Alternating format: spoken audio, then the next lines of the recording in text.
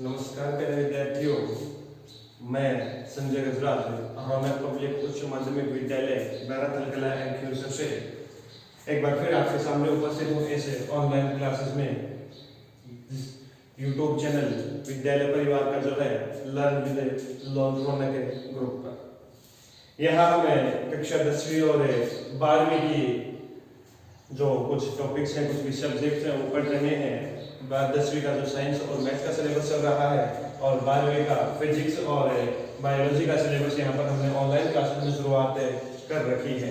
Lockdown में हमें घर बैठकर इसका निरंतर अध्ययन करें ताकि हम इस समय का सदुपयोग कर सकें और हमारे चैनल से लगातार निरंतर जुड़े रहने के लिए चैनल को लाइक और शेयर और सब्सक्राइब जरूर करें। तो हम बात करते हैं आज फिजिक्स के तीसरे पार्ट की, जो कि हमने पहला पार्ट जिसमें हमने पिछले बार लास्ट वीडियो में पढ़ा था कि विद्युत विभव क्या होता है, विद्युत विभव विभवांतर क्या होता है, विद्युत क्षेत्र और विद्युत विभव के मध्य क्या संबंध होता है, समय विभव प्रश्न क्या होता है, बिंदु आवेश के कारण विद्युत विभव कितना होता है और आवेशों के निकाय के कारण विद्युत विभव कितना होता है। ये बेसिक जो चीजें थी वो हमने पिछले वीडियो में पढ़ ली थी। अब इसी पार्ट को हम आज आगे कंटिन्यू करते हैं, जिसका नाम आज शुरुआत में पहली हेडिंग लिखिएगा, विद्युत द्विध्रुव के कारण विद्युत विभव। विद्युत द्विध्रुव के कारण, विद्युत द्विध्रुव के कारण विद्युत विभव, विद्युत द्विध्रुव के कारण विद्युत विभव। कोई बिंदु है विद्युत द्विध्रुव के कारण, उस पर हमें विद्युत विभव का मान ज्ञात करना है कि उस बिंदु पर विद्युत विभव का मान कितना होगा। तो लेट्स अज्यूम विद्युत द्विध्रुव पहले पार्ट में हमने पढ़ा था, तो ये हमारा विद्युत द्विध्रुव है। ये बिंदु ए है, ये बिंदु बी है। बिंदु ए पर माइनस क्यू आवेश है और बिंदु बी पर प्लस क्यू आवेश है। ये इनका मध्य बिंदु है और ये जो दूरी है ये स्मॉल ए है और ये मध्य दूरी कितनी है, स्मॉल ए है। याद होगी विद्युत द्विध्रुव की परिभाषा, दो आवेश जिनका परिमाण समान और प्रकृति विपरीत तथा दोनों आवेश एक दूसरे के अत्यंत निकट स्थित हो तो वह जो आवेशों का युग्म है, आवेशों का निकाय है, वह क्या कहलाता है, विद्युत द्विध्रुव कहलाता है। तो ये हमने विद्युत द्विध्रुव मान लिया है। इसके कारण मैंने एक बिंदु ले लिया आर, एक बिंदु ले लिया पी आर दूरी पर, एक बिंदु पी इस दूरी पर आर दूरी पर, और इस बिंदु के जो निर्देशांक है वो मैंने मान लिए आर कोमा थीटा है। 10वीं क्लास में जिस प्रकार निर्देशांक पढ़े थे हमने, बिंदु पी 1,2, जैसे हमने पढ़े थे बिंदु पी निर्देशांक जिसके 1,2 0,4 ऐसे निर्देशांक हमने पढ़े थे, वैसे ही एक बिंदु है जिसके निर्देशांक कितने हैं, आर कोमा थीटा है, तो वो मान लिया मैंने। तो ये दूरी तो हो गई आर और ये जो कोण है ये है थीटा। अब मुझे इस बिंदु पी पर विद्युत विभव का मान ज्ञात करना है कि बिंदु पी पर विद्युत विभव का मान कितना होगा। तो इसके लिए मैंने बिंदु ए को पी से मिलाया और ये दूरी मैंने मान ली r1 है, और बिंदु बी को भी पी से मिलाया और ये दूरी मैंने मान ली कितनी है, r2। तो इस दूरी r1 और r2 द्विध्रुव के जो आवेश हैं माइनस q और प्लस q, उनसे बिंदु p की दूरियां क्रमशः r1 और r2 है। तो डायग्राम बना करके लिखना शुरू कीजिएगा। माना ए बी एक विद्युत द्विध्रुव है, ए बी एक विद्युत द्विध्रुव है तथा ओ इसका मध्य बिंदु है, ओ इसका मध्य बिंदु है। बिंदु ओ से स्मॉल आर दूरी पर स्थित बिंदु पी पर, बिंदु ओ से स्मॉल आर दूरी पर स्थित बिंदु पी पर विद्युत विभव का मान ज्ञात करना है। बिंदु पी पर विद्युत विभव का मान ज्ञात करना है। माना बिंदु पी की माइनस क्यू तथा प्लस क्यू आवश्यक दूरियां, माना बिंदु पी की माइनस क्यू तथा प्लस क्यू आवश्यक दूरियां क्रमशः r1 तथा r2 है, r1 तथा r2 है। ठीक है।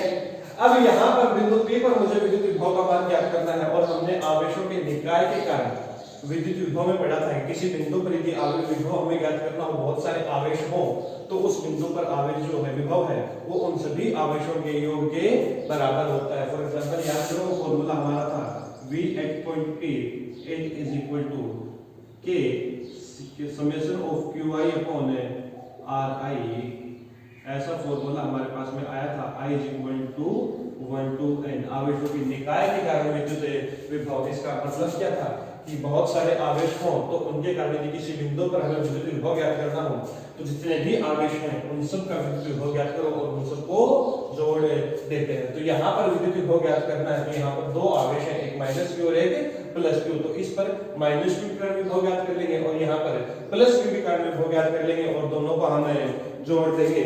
जोड़ने के बाद जो आएगा वही हमारा बिंदु P पर है, अब बिंदु R को थीटा पर है, क्या कहलाएगा? विद्युत विभव कहलाएगा। ठीक है, तो आगे लिखेंगे, माना माइनस क्यू आवेश के कारण, माना माइनस क्यू आवेश के कारण बिंदु P पर विद्युत विभव, बिंदु P पर विद्युत विभव मैंने मान लिया कितना है? VA है। P पर A के कारण माइनस क्यू का विद्युत विभव क्या मान लिया? VA है। तो बिंदु A पर आवेश बिंदु आवेश और बिंदु आवेश का जो विद्युत विभव होता है वो होता है KQ अपॉन R। R दूरी होती है, यहाँ दूरी R1 है तो R1 आवेश माइनस क्यू है तो माइनस का KQ अपॉन R1। इसी प्रकार मैंने माना प्लस क्यू आवेश के कारण, प्लस क्यू आवेश के कारण बिंदु P पर, बिंदु P पर विद्युत विभव, बिंदु P पर विद्युत विभव मैंने मान लिया VB है और उसका मान वही बिंदु आवेश है तो प्लस का KQ अपॉन R2। माइनस का था तो माइनस का KQ अपॉन R1 और प्लस का यहाँ दूरी R2 होगी, इस बार B की P से दूरी R2 है तो प्लस का KQ अपॉन R2। तो माइनस एक आवेश के कारण माइनस का KQ अपॉन R1 और दूसरे आवेश के कारण प्लस का KQ अपॉन R2। और टोटल ज्ञात करना है तो हम जानते हैं किसी बिंदु पर बहुत सारे आवेशों का विद्युत विभव ज्ञात करना हो तो वो उन सबके बीजगणितीय योग के बराबर होता है। अतः बिंदु P पर, अतः बिंदु P पर कुल विभव, अतः बिंदु P पर कुल विभव V at point P is equal to VA plus VB। V at point P is equal to बिंदु P पर VP मान लिया तो VP हो गया VA plus VB। VA का मान भी हमारे पास में है और VB का मान भी हमारे पास में है तो VA का मान मैंने लिखा minus KQ upon R1, VB का मान लिखा प्लस KQ अपॉन R2।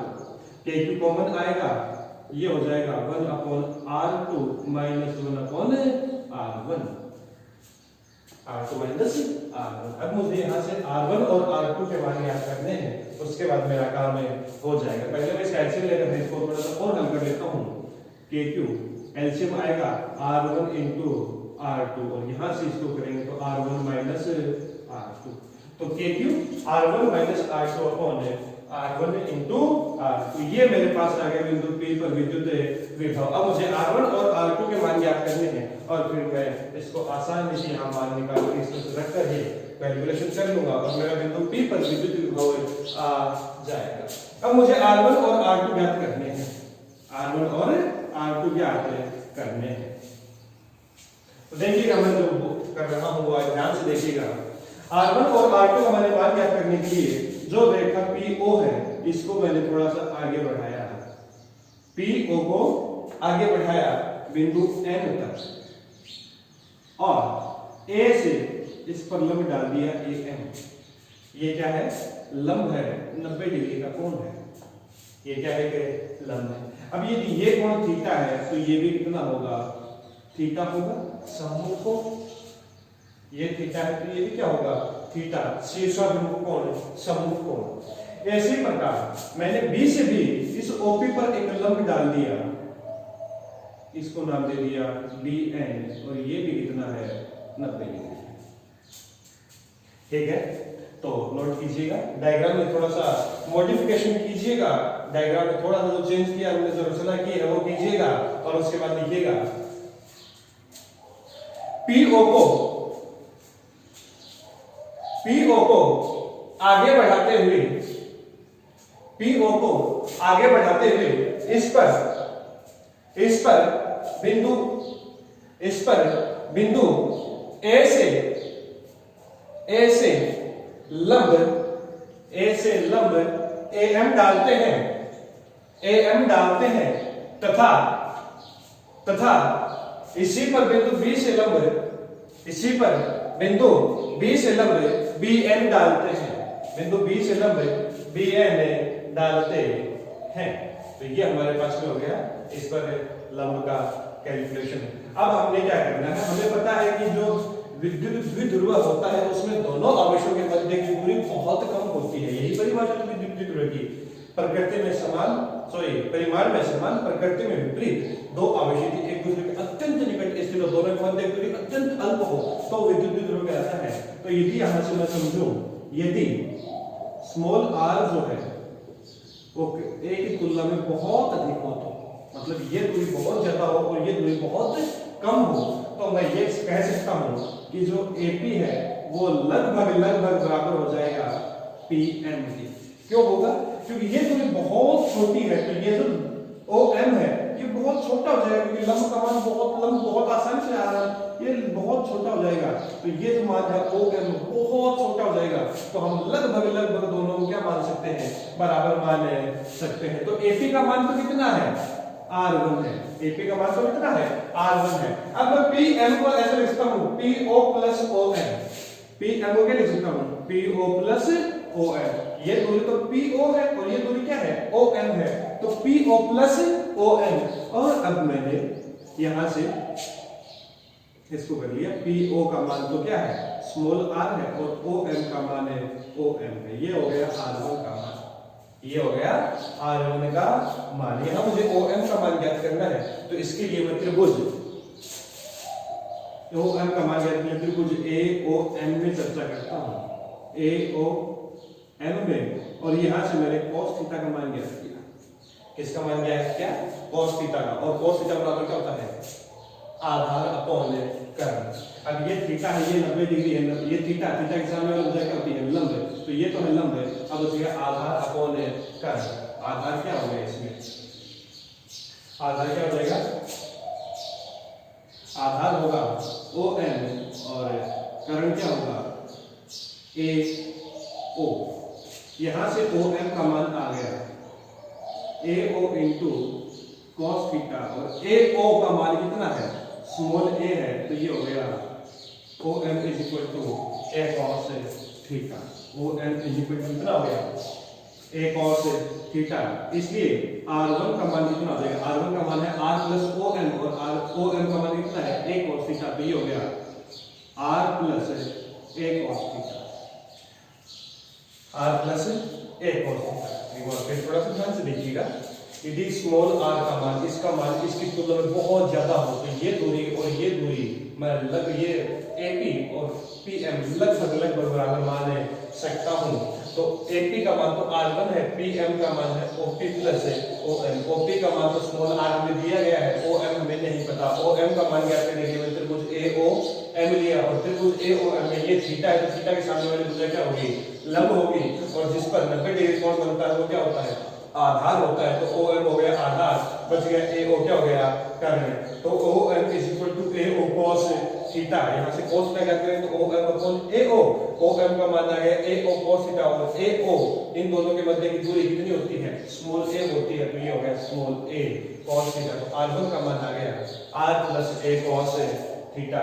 तो यहां से ये हो गई समीकरण नंबर 2। तो यहाँ से मेरे पास R1 का मान आ गया। अब यहाँ पर मुझे R2 का मान और ज्ञात करना है, तो यहाँ तक नोट कीजिएगा, आगे वाला कर रहा हूँ, मिटा रहा हूँ।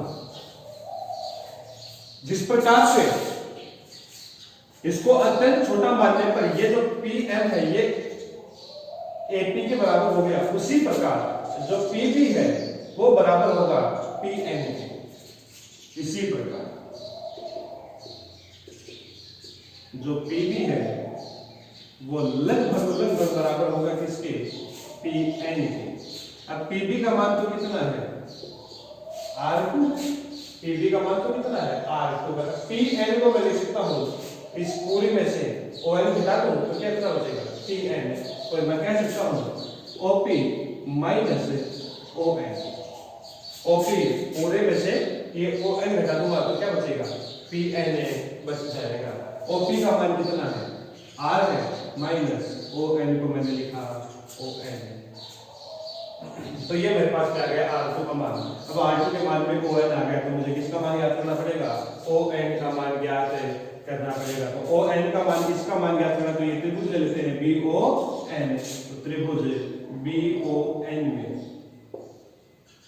त्रिभुज BON में, और त्रिभुज BON ज्ञात करूंगा तो इस त्रिभुज में भी cos थीटा, क्योंकि ये थीटा है, थीटा के साथ मुझे क्या हो गई, लंब। तो लंब हमें नहीं पता, हमें ये पता है और ये याद करना है। तो ये आधार और ये कर्ण है, और आधार और कर्ण का अनुपात cos थीटा होता है। तो cos थीटा बराबर क्या हो गया, ON upon OB, ON upon OB, और OB का मान कितना है, स्मॉल a है। तो यहाँ से cos theta is equal to कितना आ गया, ON अपॉन स्मॉल a। तो ON का मान आ गया स्मॉल a cos थीटा, इसलिए R2 का मान, R2 बराबर है R माइनस ON।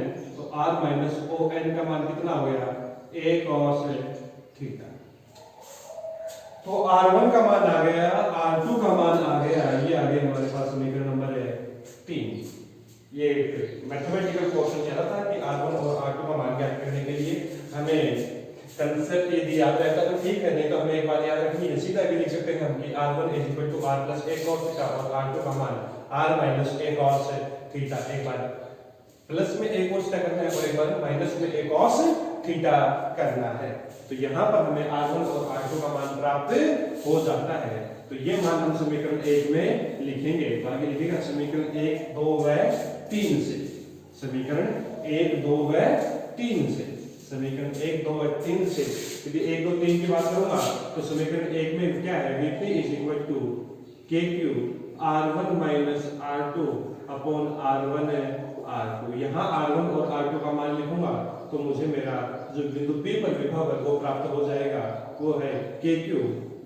R1 का मान है R plus a cos theta minus R2 का मान है R minus a cos theta upon R1 का मान है R plus a cos theta और R2 का मान है R minus a cos theta is equal to K। Bracket के बाहर माइनस है तो माइनस अंदर ब्रैकेट की गुणा होगा तो अंदर वाली संख्याओं के चिन्ह बदल जाते हैं। तो ये हो गया R plus a cos theta minus R plus a cos theta upon a plus b into a minus b होता है a square minus b square, a square minus b square. ये माइनस का r और ये plus का r, तो ये हो गया KQ a cos theta plus a cos theta बनेगा 2a cos theta upon r square minus a square cos square theta. अब मैं इसको ऐसा लिखता हूँ k into q into 2a को ऐसा लिखा into cos theta upon r square minus a square cos square theta. q into 2a विद्युत द्विध्रुव आघूर्ण वो होता है P, तो ये हो गया Kp cos theta upon r square minus a square cos square theta. अब चूंकि स्मॉल r स्क्वायर जो है वो बहुत बड़ा है a स्क्वायर की तुलना में, तो a स्क्वायर के पद को नगण्य मानने पर बिंदु P पर विद्युत विभव का मान आ जाता है Kp cos theta upon r square, Kp cos theta upon r square. ये होता है बिंदु P पर विद्युत विभव का मान, ये होता है बिंदु P पर विद्युत विभव का मान Kp cos theta upon r square. Theta अच्छी स्थिति पर थीटा बराबर 0, इसके लिए विशेष स्थितियां थीटा बराबर 0 डिग्री हो तो थीटा बराबर 90 डिग्री हो तो वो हम ज्ञात कर सकते हैं। यदि थीटा बराबर 0 डिग्री हो तो Vp कितना हो जाएगा, Kp cos 0 degree upon r square, और cos 0 का मान होता है 1, तो ये बन जाएगा Kp अपॉन r स्क्वायर। और यदि थीटा बराबर 90 डिग्री हो तो Vp बन जाएगा Kp cos 90 upon r square. cos 90 का मान होता है 0, तो ये पूरा बन जाएगा 0। तो इस प्रकार हम इसको लेके सकते हैं। K cos theta upon r square. बिंदु P पर विद्युत विभव का मान बिंदु r, थीटा के कारण हमें विद्युत विभव का मान ज्ञात करना हो तो इस प्रकार हम ज्ञात कर सकते हैं। उम्मीद है आप लोगों को समझ में आया होगा। इसके बाद हम आगे बढ़ते हैं। यह था विद्युत द्विध्रुव के कारण बिंदु r, थीटा पर विद्युत विभव का मान ज्ञात करना। बिंदु पर विद्युत विभव का मान ज्ञात करना। अब हम आगे बढ़ते हैं। अब हमें आगे बढ़ते हैं और जो आगे बढ़ेंगे तो अभी हेडिंग नोट कीजिएगा। एक समान आवेशित गोलीय कोष के कारण विद्युत विभव। एक समान आवेशित, एक समान आवेशित कहें या फिर समरूप आवेशित कहें। एक समान आवेशित गोलीय कोष, गोलीय कोष कहें, चालक गोला कहें या फिर खोखला गोला कहें, तीनों बातें एक ही हैं। के कारण विद्युत विभव, विद्युत विभव। एक समान आवेशित गोलीय कोष, चालक गोला या खोखले गोले के कारण विद्युत विभव का मान हमें ज्ञात करना है। तो केस नंबर 1, जब बिंदु गोले के बाहर स्थित हो, जब बिंदु गोले के बाहर स्थित हो, जब बिंदु गोले के बाहर स्थित हो तो हमें क्या करना है। तो मैंने मान लिया ये मेरा एक बिंदु है, सूर्य गोला है जिसकी त्रिज्या कैपिटल R है, केंद्र O है, इसके स्मॉल r दूरी पर स्थित बिंदु P पर मुझे विद्युत विभव का मान ज्ञात करना है। बिंदु P पर मुझे विद्युत विभव का मान ज्ञात करना है। डायग्राम ड्रॉ कीजिएगा और लिखिएगा इसमें लिखिएगा, माना कैपिटल R त्रिज्या का, माना कैपिटल R त्रिज्या का एक चालक गोला है, एक चालक गोला है जिसका केंद्र O है, जिसका केंद्र O है। इस गोले के केंद्र से, इस गोले के केंद्र से स्मॉल r दूरी पर स्थित, इस गोले के केंद्र से स्मॉल r दूरी पर स्थित बिंदु P पर, स्मॉल r दूरी पर स्थित बिंदु P पर विद्युत विभव का मान ज्ञात करना है। बिंदु P पर विद्युत विभव का मान ज्ञात करना है। ठीक है, अब देखिए आगे लिखिएगा विद्युत विभव की परिभाषा।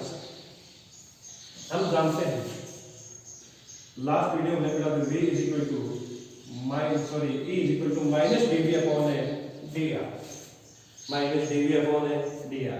ये लिखना नहीं है, समझने के लिए जो हम लिखेंगे वो यही से आएगा। यदि यहां से मैं माइनस dV का मान ज्ञात करूं तो कितना होगा,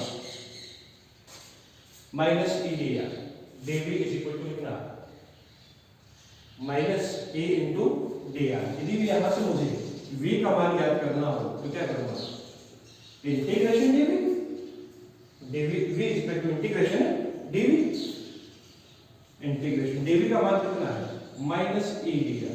तो ये हो गया माइनस इंटीग्रेशन E dr। और मुझे अनंत से विद्युत विभव की परिभाषा क्या कहती है, अनंत से किसी बिंदु तक, अनंत से शुरू किया और किस बिंदु तक आना है, बिंदु P तक, और P की दूरी कितनी है, स्मॉल r। तो V का मान हो गया जो हम यहाँ पर इस फॉर्मूले डेरिवेशन में काम करेंगे, V equal to minus integration अनंत से लेकर के r तक E dr। तो ये बात यहाँ समझनी थी कि V का ये फॉर्मूला जो होता है V इक्वल टू माइनस अनंत से लेकर के r तक इंटीग्रेशन E इंटू dr। तो यही मैं यहाँ पर शुरुआत करता हूँ। तो देखिएगा क्या हो गया, V is equal to minus integration अनंत से लेकर के r E dr। ठीक है, V इज इक्वल टू होता है। अब चूंकि गोलीय कोष के कारण, गोलीय कोष के कारण याद करो गाउस के नियम का उपयोग, गाउस के नियम में अनुप्रयोग करे थे हमने। गोलीय कोश के कारण विद्युत बाहर किसी बिंदु पर विद्युत क्षेत्र का मान होता है KQ upon R square, KQ upon R square. तो E इक्वल टू हो गया KQ अपॉन R स्क्वायर, इसलिए V इक्वल टू कितना हो गया माइनस इंटीग्रेशन अनंत से लेकर के small r KQ upon R square dr minus KQ नियत है इंटीग्रेशन है अनंत से लेकर के r तक है 1 अपॉन R स्क्वायर dr, ऐसा होता है माइनस KQ इंटीग्रेशन अनंत से लेकर r 1 upon R square dr। तो यहाँ से minus KQ 1 upon R square का समाकलन हम पहले पढ़ चुके हैं, माइनस 1 अपॉन R होता है। 1 अपॉन R स्क्वायर का समाकलन कितना होता है माइनस 1 अपॉन R अनंत से लेकर के कहां तक है स्मॉल r तक, माइनस 1 अपॉन R अनंत से लेकर के स्मॉल r तक। अब मैं यहां से यदि इसको अपर लिमिट माइनस है, माइनस को बाहर ले लो तो माइनस माइनस बन जाएगा प्लस का KQ और 1 अपॉन R अनंत से लेकर के स्मॉल r तक। तो KQ upper limit 1 upon R minus lower limit 1 upon अनंत, और 1 अपॉन अनंत का मान कितना होता है 0 होता है। इसका मतलब मैं कह सकता हूँ कि ये होगा KQ अपॉन R बिंदु P पर विद्युत विभव का मान जब बिंदु गोलीय कोश के बाहर स्थित होता है। गोलीय कोश कहें, चालक गोला कहें, खोखला गोला कहें, तीनों के कारण हमारा जो फॉर्मूला है वो बिल्कुल सेम यही रहना है। तो करना क्या था, ये फॉर्मूला हमें याद रहना था कि ऐसा होता है V इक्वल टू इंटीग्रेशन अनंत से लेकर के r तक minus E dr।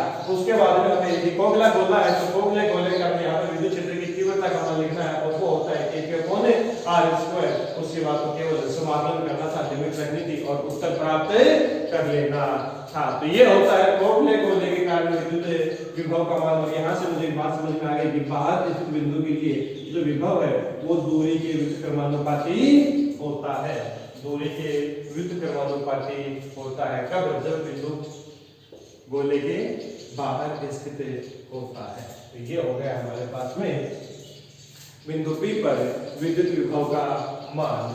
Case number 2 note कीजिएगा, केस नंबर 2 नोट कीजिएगा। जब जो हमारा बिंदु है वो गोले की सतह पर स्थित होता है, बिंदु P गोले की सतह पर स्थित होता है। केस नंबर 2 है जब बिंदु, केस नंबर 2 जब बिंदु गोले की सतह पर स्थित हो, गोले की सतह पर स्थित हो, जब बिंदु P गोले की सतह पर स्थित हो। इस बार डायग्राम कुछ ऐसा बनेगा, P यहीं पर आ जाएगा और इस स्थिति में स्मॉल r और कैपिटल R बराबर होते हैं। इस स्थिति में क्या होते हैं, स्मॉल r और कैपिटल R बराबर होते हैं। तो सेम काम वही करना है, वापस क्या लिखेंगे, विद्युत विभव का मान माइनस इंटीग्रेशन अनंत से लेकर के r तक E dr, माइनस अनंत से लेकर के r तक E dr। सतह पर विद्युत विभव का मान क्या होता है, E is equal to KQ upon small r की जगह क्या जाएगा कैपिटल R स्क्वायर। इसका मतलब क्या हो गया, इसलिए P हम भी क्या लिख सकते हैं, सीधा लिख सकते हैं KQ अपॉन स्मॉल r की जगह क्या जाएगा कैपिटल R आ जाएगा, स्मॉल r की जगह क्या जाएगा कैपिटल R आ जाएगा। सीधा लिखना है हमें कि सतह पर स्मॉल r बराबर कैपिटल R, इसलिए P is equal to KQ upon capital R। यहाँ पर ये हमें सीधा लिख देना है।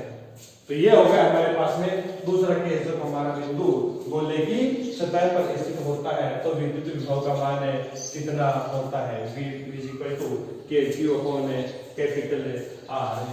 केस नंबर 3 नोट कीजिएगा, जब बिंदु गोले की सतह के अंदर स्थित हो, या जो बिंदु गोले के अंदर स्थित होता है। तो केस नंबर 3, जब बिंदु गोले के अंदर स्थित हो, जब बिंदु गोले के अंदर स्थित हो, जब बिंदु गोले के अंदर स्थित हो। थोड़ा सा अलग हटके है, ध्यान से देखिएगा ये कैपिटल आर त्रिज्या गोले की, ये केंद्र ओ, ये वो बिंदु पी है जिस पर हमें विद्युत विभव का मान ज्ञात करना है। ठीक है, वही बातें तो लिखनी है। माना एक गोला है जिसकी त्रिज्या कैपिटल आर है, केंद्र ओ है, केंद्र ओ से स्मॉल आर दूरी पर इस बिंदु पी पर विद्युत विभव का मान ज्ञात करना है। तो ये भी इक्वल टू वापस वही माइनस इंटीग्रेशन, ये याद रखिएगा बेटा, विद्युत विभव का मान जब भी ज्ञात करना होगा यहीं से शुरुआत होगी, minus E D R, v is equal to minus integration अनंत से r e dr। यहाँ थोड़ा सा ध्यान से देखिएगा, मैं इसको थोड़ा सा ब्रेक करता हूँ, समझना की कोशिश करना, बिल्कुल अच्छे से समझ में आएगा। अनंत से लेकर के कैपिटल R तक e dr plus integration capital R से लेकर के स्मॉल r तक e dr। मैंने इसको दो भागों में बांट दिया, एक बार अनंत से लेकर के कैपिटल R तक आया और फिर कैपिटल R से कहां तक आया, स्मॉल r तक आया। ऐसा मैंने इसलिए किया, कारण सुनिएगा क्यों ऐसा किया। क्योंकि अब तक तो मैंने क्या करता, एक भाग में सीधा e का मान लिख रहा था और मेरा उत्तर आ रहा था, लेकिन इस बार मैंने दो भागों में ब्रेक इसलिए किया है क्योंकि जब मैं अनंत से लेकर के चला था और बिंदु r तक पहुंचा तो मेरे पास विद्युत क्षेत्र की तीव्रता एक समान नहीं आई, एक समान नहीं आई। देखिएगा क्या था, जब मैं यहाँ बाहर बिंदु पर आ रहा था तो बाहर इस बिंदु पर विद्युत क्षेत्र की तीव्रता होती है Q/r²। अनंत से लेकर के सतह तक आऊंगा तो हर बार मुझे पता है गोले का विद्युत क्षेत्र की तीव्रता इतनी ही होती है Q/r²। लेकिन जैसे ही मैं अंदर पहुंचूंगा तो मुझे पता है अंदर इस बिंदु पर विद्युत क्षेत्र की तीव्रता कितनी होती है, 0 होती है। कितनी होती है, 0 होती है। तो यदि मैं इसको एक ही भाग में लिखता तो मैं e का मान क्या लिखता, ये लिखता या ये लिखता, फिक्स नहीं है, क्योंकि बाहर ये है और अंदर ये है। इसलिए मैंने क्या कर दिया, इसको दो भागों में तोड़ दिया। एक भाग तो वो जब अनंत से लेकर कहां तक आऊंगा, सतह तक आऊंगा, जिस पर विद्युत क्षेत्र की तीव्रता e का मान मैं कितना लिखूंगा, कैपिटल R²। और एक बार वो जब मैं सतह से कहां तक आऊंगा, अंदर तक आऊंगा, तब विद्युत क्षेत्र की तीव्रता का मान कितना लिखूंगा, मैं 0 लिखूंगा। तो विद्युत क्षेत्र की तीव्रता के मुझे अनंत से लेकर के जब मैं स्मॉल r तक आया तो दो मान प्राप्त होते हैं, इसलिए मैंने इस समाकलन को दो भागों में ब्रेक कर दिया है ताकि जो भी मान विद्युत क्षेत्र की तीव्रताओं के मुझे मिलेंगे वो मान मैं वहां पर लिखता जाऊंगा। तो ये क्या हो गया, माइनस इंटीग्रेशन अनंत से लेकर के कैपिटल R, e का मान है Q/r² dr, और अंदर इस बिंदु के लिए मुझे पता है विद्युत क्षेत्र की तीव्रता कितनी होती है, 0 होती है, तो 0 × dr। तो ये तो हो गया, माइनस का समाकलन करेंगे तो हमारे पास में आ जाएगा KQ, सीधा याद रख सकते हैं, सीधे लिख कर भी सकते हैं इसका समाकलन, वही 1/r² का माइनस 1/r, तो KQ/r और ये पूरा 0। तो ये हो गया हमारे पास में बिंदु P पर विद्युत विभव का मान। याद रखना है कि यहाँ पर अंदर इस बिंदु पर विद्युत क्षेत्र की तीव्रता तो 0 होती है, लेकिन विद्युत विभव का मान 0 नहीं होता है। अंदर इस बिंदु पर विद्युत विभव का मान होता है KQ/R। अंदर इस बिंदु पर विद्युत विभव का मान होता है KQ/R। तो ये थोड़ा सा अलग केस था, यहाँ पर मैं विद्युत विभव के समाकलन करता हूं तो यहाँ पर मुझे विद्युत उसको दो भागों में तोड़ना होता है, क्योंकि जब मैं अनंत से लेकर के यहाँ तक आता हूं तो मुझे विद्युत विभव के विद्युत क्षेत्र की तीव्रता के दो मान प्राप्त होते हैं, इसलिए मैं एक मान एक साथ दो मान नहीं लिख सकता। तो मैंने दोनों को अलग अलग भागों में ब्रेक कर लिया और जो दो विद्युत क्षेत्र की तीव्रता के मान मुझे प्राप्त हुए वो मान मैंने यहाँ पर लिख दिए हैं। तो इस प्रकार मैं यहाँ पर इनको चालक गोले के कारण विद्युत क्षेत्र की तीव्रता की सहायता से विद्युत विभव का मान ज्ञात कर सकता हूं। तो आज हमने पढ़ा है विद्युत द्विध्रुव के कारण विद्युत विभव का मान और एक खोखले गोले के कारण विद्युत विभव का मान, बाहर स्थित बिंदु पर, सतह पर स्थित बिंदु पर और अंदर स्थित बिंदु पर। आज की इस क्लास को मैं यही समाप्त करता हूं। तीसरे भाग में हमें अचालक गोले का विद्युत विभव पढ़ेंगे, विद्युत स्थितिज ऊर्जा पढ़ेंगे और किसी को विद्युत ध्रुव को थीटा कोण से घुमाने में किए गए कार्य का मान भी ज्ञात करना सीखेंगे। तब तक के लिए आप इस भाग को पढ़िएगा, उसके बाद हम अगले भाग में और आगे पढ़ेंगे। तब तक के लिए आप सबको मेरा नमस्कार, धन्यवाद।